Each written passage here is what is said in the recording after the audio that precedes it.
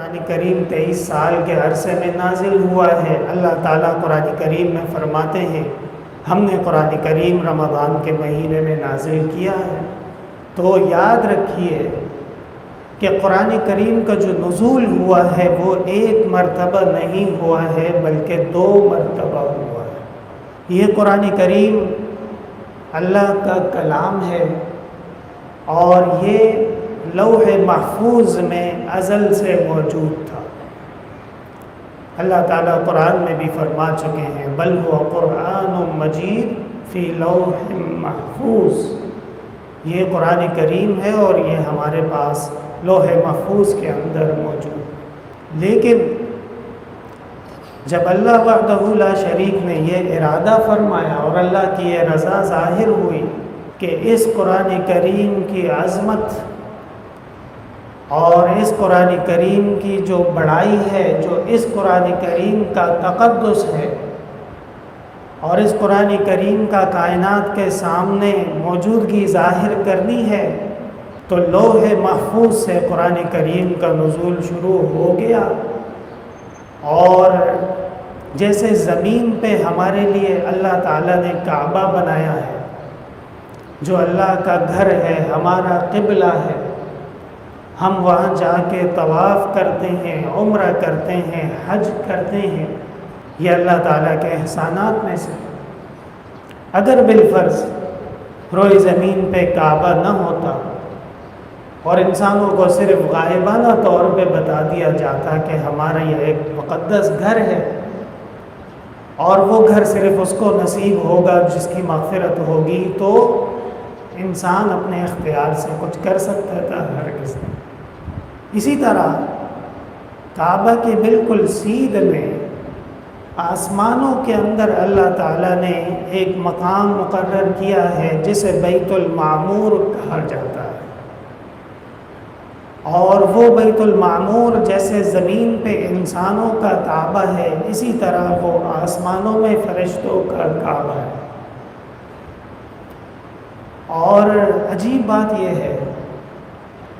کہ ہم سمجھتے ہیں کہ انسان روئے زمین میں بہت زیادہ ہے، اور آج کل ویسے بھی کہا جاتا ہے کہ جی آبادی بہت بڑھ رہی ہے اور زمین پہ فساد ہو رہا ہے، زمین کا نظام خراب ہو رہا ہے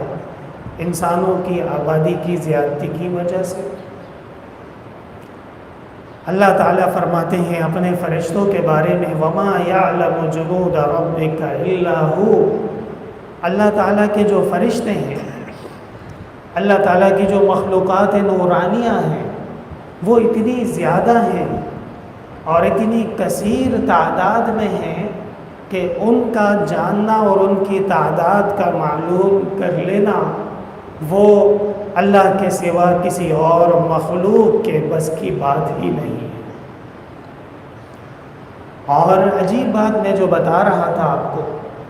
کہتے ہیں کہ فرشتے کو ایک دفعہ بیت المعمور میں طواف کا موقع ملتا ہے،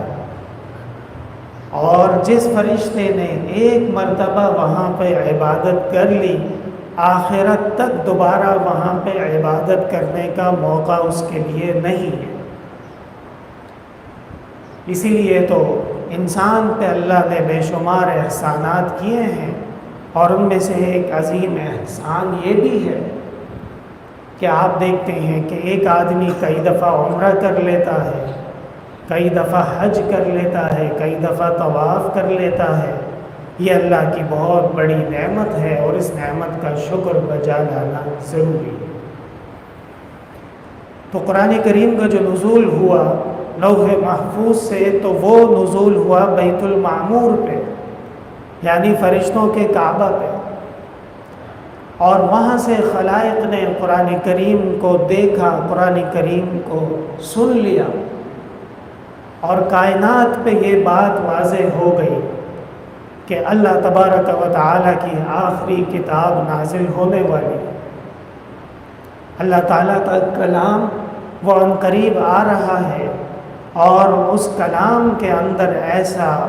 اللہ تبارک و تعالیٰ کی قدرت کے جلوے تھے، اور ایسی اس کے اندر اعجاز تھا، ایسے اس کے اندر کمالات تھے